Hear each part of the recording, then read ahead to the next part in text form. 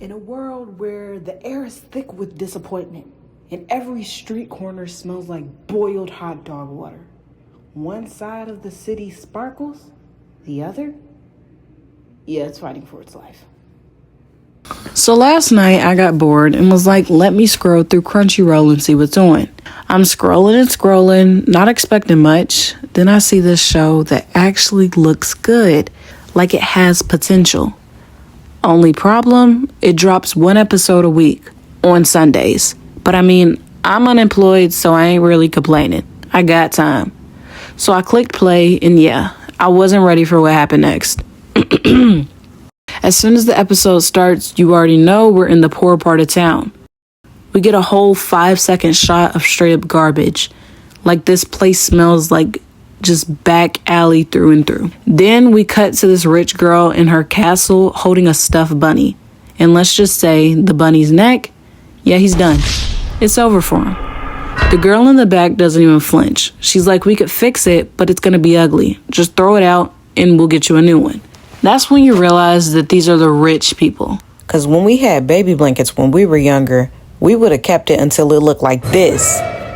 But anyways, let's get back on track. They pack up the bunny and everything, and then they just send all the trash bags sliding down this big old chute thing like it's some kind of trash water slide.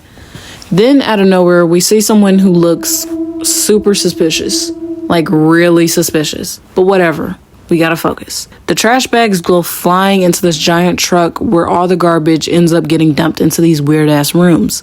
Then we meet our main guy, Rudo. This dude is literally digging through the trash like he's searching for a last sip of booty juice. Suddenly, the security guard bursts through that door, ready to throw down and protect that trash.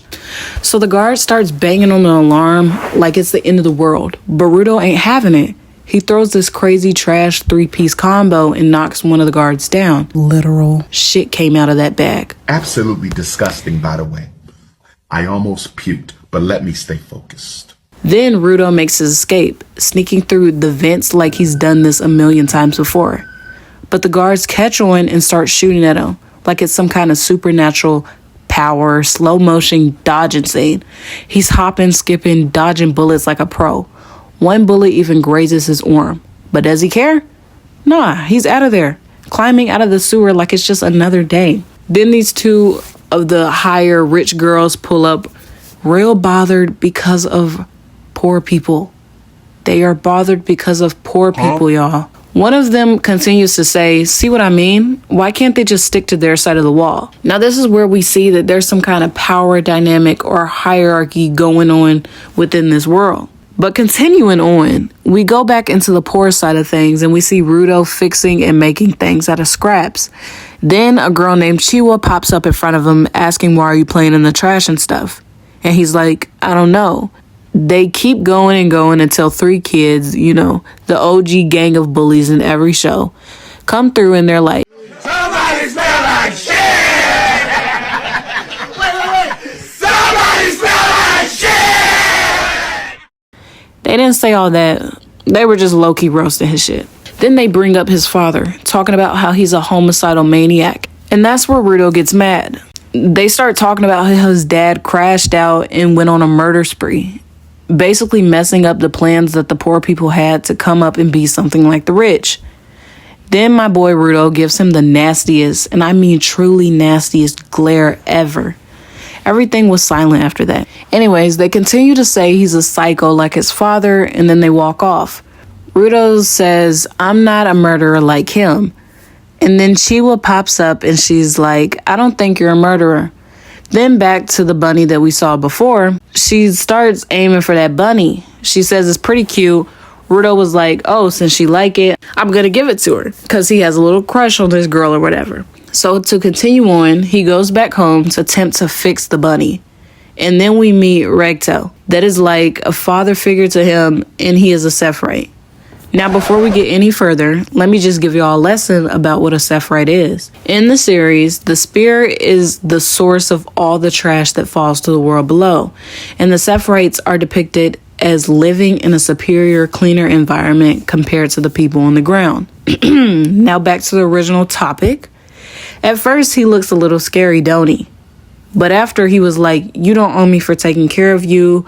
I know we're not blood and everything, but you're like a son to me. I was like, okay. You chill. I like you. Then Recto notices the bullet wound that Rudo got earlier. And that's when I thought he was going to get that ass whooped. Recto goes on to say, you got another bullet wound. Take the gloves off. We need to get that cleaned up now. Then the gloves come off and we see Rudo's hands. But then we find out that Rudo's real father gave him that scar. So then we got to chill out, tone it down a notch. Soon after they're done cleaning up, Recto is like, if you don't stop breaking the laws, you're going to end up in the pit. You know they don't play with us. After that, they start joking around talking about Chiwa and how much Rudo likes her. Then we see a nigga outside with his head turned like he's posted up, just ready to beat somebody's ass in that house. The next time Rudo and Chiwa meet, he pulls out the bunny from behind his back after fixing it up for her. And then it was just a truly wholesome moment for like a minute. They started blushing. He started to get the geeking really hard and runs off. He continues running until he gets knocked down and shoved by the security guards. But he pays it no mind because that's how they always treat him.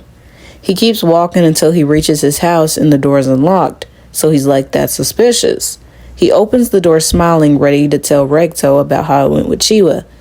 Then the suspicious man that we were talking about before is on top of him with a knife in his stomach. Recto just dead on the floor. After this, the man runs out the room and the guards bust in. And of course they catch Rudo on the ground, making it look like he killed Recto. Now, of course, it don't take much for the guard to believe he did it because they just are some hating ass niggas.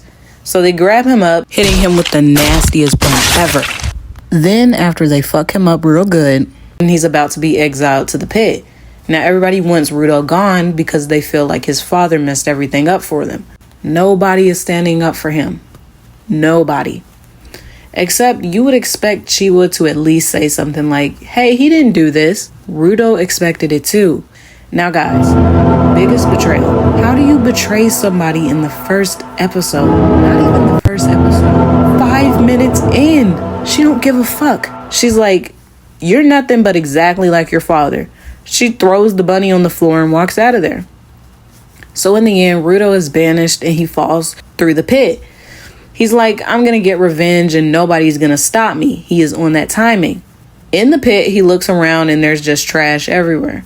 So this must be the place where they throw every single piece of trash. Basically calling him a piece of trash. Now, personally, me, I wouldn't take this. But just as I'm thinking that, a big ass claw smashes down on some trash. And there's a big out of the ordinary monster ready to take Rudo out. Now that all happened in the span of 23 minutes of a first episode. But overall, for a first episode, I wasn't expecting nothing like this. And it was amazing. But that's the end. Get this video to 100 likes and maybe I'll get a job. But until then, we're unemployed and happy. Thanks for watching. Like, comment, and subscribe. And I love you guys. Mwah.